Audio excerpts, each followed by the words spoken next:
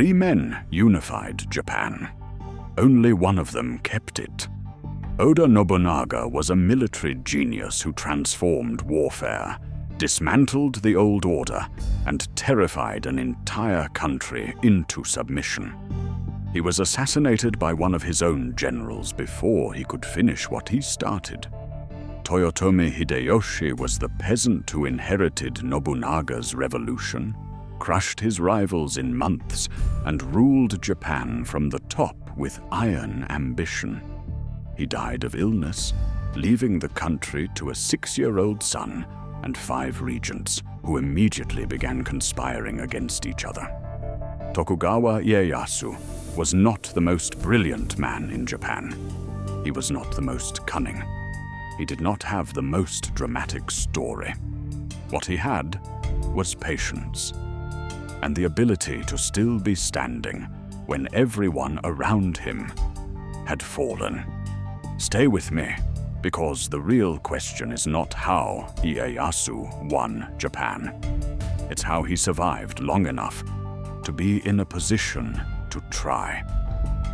In 1549, a 6-year-old boy was taken from his home and handed to strangers as a political guarantee. His name was Matsudaira Takechio, later known as Tokugawa Ieyasu. His father, the minor lord of Okazaki in Mikawa province, needed the protection of a more powerful clan, the Imagawa.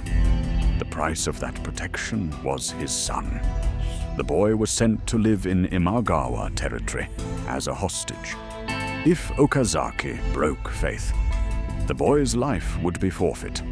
He was not a prisoner in a dungeon. He was raised in Imagawa's castle at Sumpu, educated, trained in warfare and governance. But he was always, unmistakably, a hostage. His continued existence depended entirely on his father, and later his guardians, keeping their political promises. His life was collateral. He spent 6 years with the Imagawa before his father died.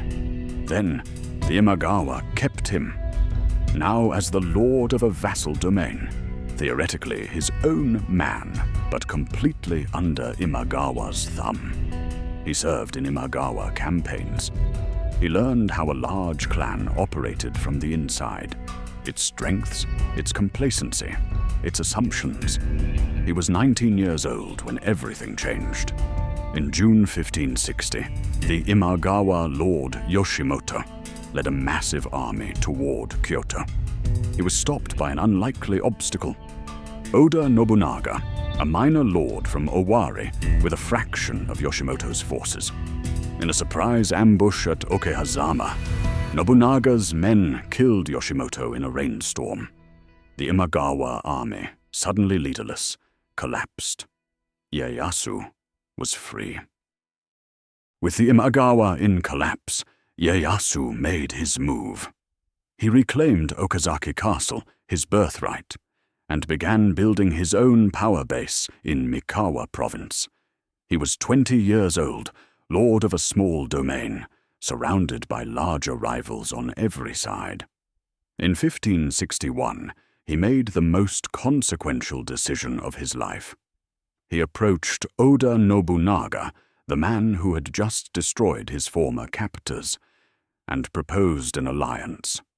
The two lords were natural partners.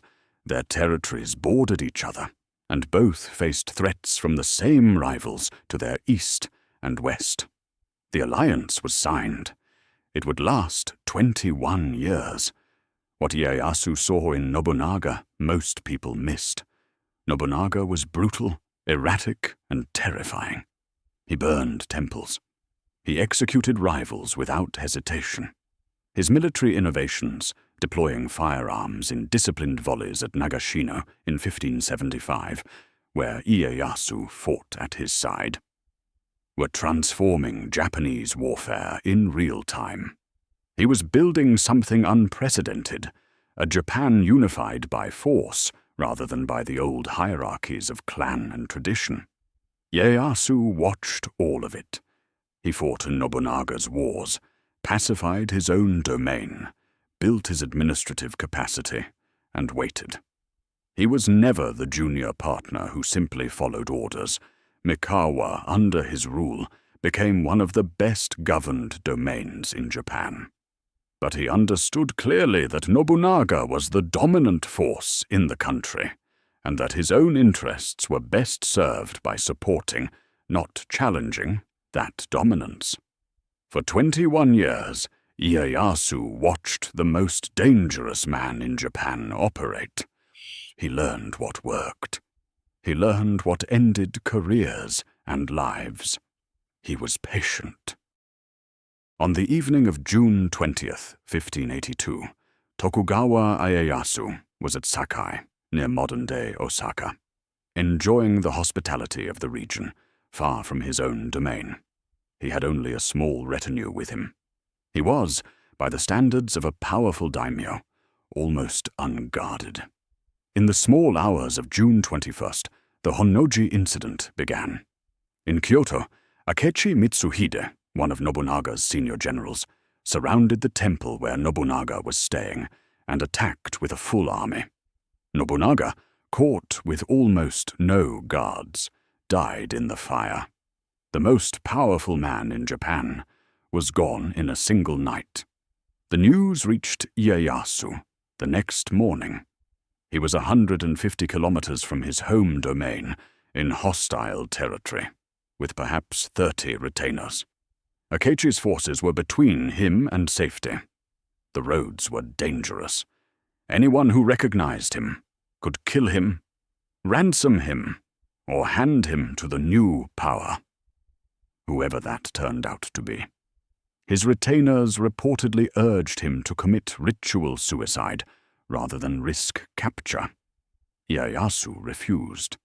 He had not survived 13 years as a hostage to die on the road. What followed was one of the most audacious escapes in Japanese history. Ieyasu and his tiny group moved through Iga province, the territory famous for its ninja networks, relying on local contacts to guide them through mountain passes and avoid Akechi's patrols. 13 days after the Honnoji incident, Ieyasu reached his home domain safely. Toyotomi Hideyoshi, Nobunaga's other great general, turned his army around from a campaign in the west and destroyed Akechi at the Battle of Yamazaki. 12 days after Honnoji. It was over before Ieyasu could act. Hideyoshi had already seized the initiative. Ieyasu saw what Hideyoshi was, the new dominant force in Japan. He recalculated. Toyotomi Hideyoshi had been born into the lowest level of Japanese society. A peasant farmer's son who had risen through sheer talent and ruthlessness to become Nobunaga's most capable general. Now, with Nobunaga dead, he moved with terrifying speed to consolidate control. He neutralized Nobunaga's sons. He crushed rival daimyo who challenged him. By 1585, he had achieved a dominance that made him, in practical terms, the ruler of Japan.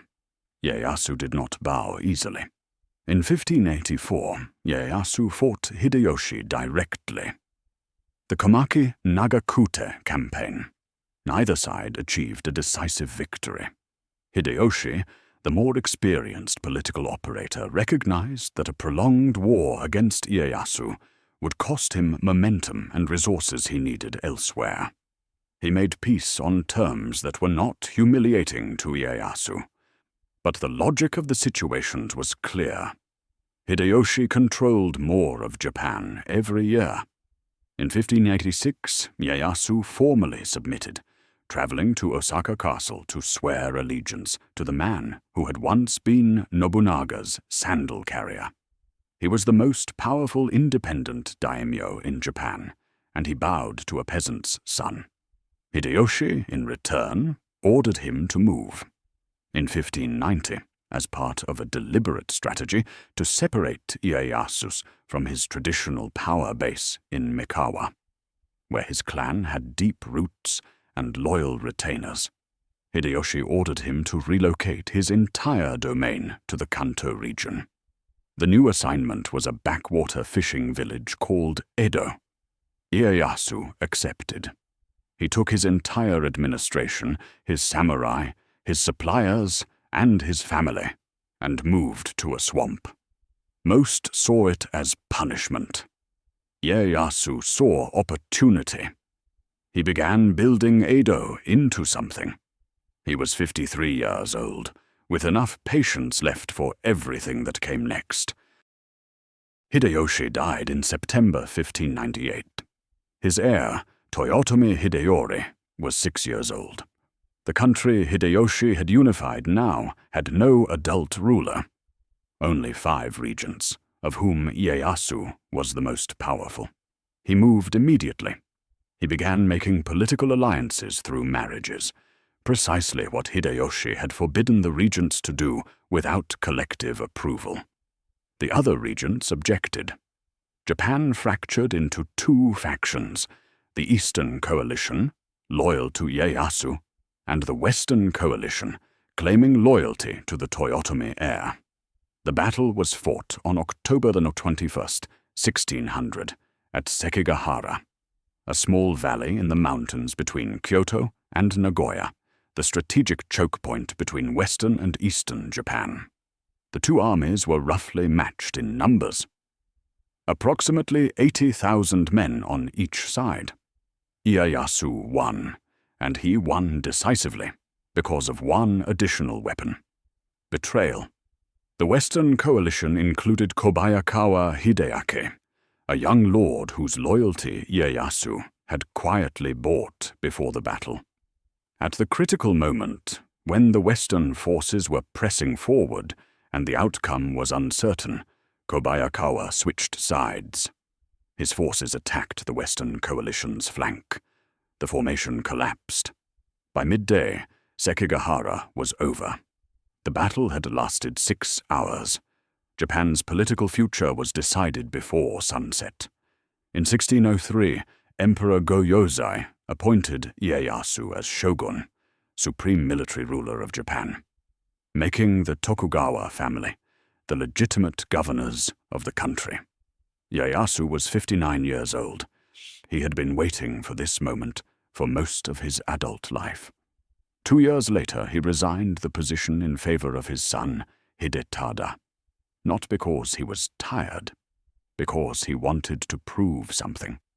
The shogunate was Tokugawa, not just Ieyasu.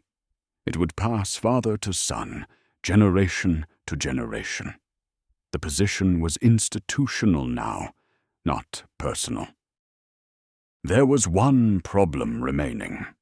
The Toyotomi heir, Hideyoshi, was still alive, living in Osaka Castle with his mother, and a substantial force of loyal retainers, ronin and Christian samurai, who had nowhere else to go. He was now an adult. He was the symbolic rallying point for everyone who resented Tokugawa power. Ieyasu needed a reason to finish it. He found one in a temple bell. In 1614, Ieyasu's scholars examined the inscription on a new temple bell commissioned by Hideyoshi in Kyoto. They declared that certain characters in the inscription were deliberate insults to the Tokugawa. Specifically, that the arrangement of characters split the name of Ieyasu's posthumous titles into 2 separate lines, a grave ritual offense. Whether the insult was real or invented, it was enough. Ieyasu besieged Osaka Castle in the winter of 1614. The castle was nearly impregnable. Massive walls, a large garrison, a moat system that made direct assault nearly impossible. The siege stalled. Ieyasu negotiated a truce with the condition that the outer moats be filled in to neutralize the defensive advantage. When the truce was signed and the moats were filled, Ieyasu attacked again in the summer of 1615. Without the defensive perimeter, the castle could not hold. Hideyoshi committed suicide as the castle burned. His son, Ieyasu's own great-grandson, an infant, was found and executed on Ieyasu's orders. every Toyotomi heir. Everyone. Ieyasu died the following year, in 1616, at the age of 73. The shogunate he founded outlasted him by 250 years. The Edo period, named for the swamp village he had turned into Japan's greatest city, would not end until 1868. Nobunaga ground the rice. Hideyoshi baked the rice cake. Ieyasu ate it and made sure no one else at the table would ever get hungry again.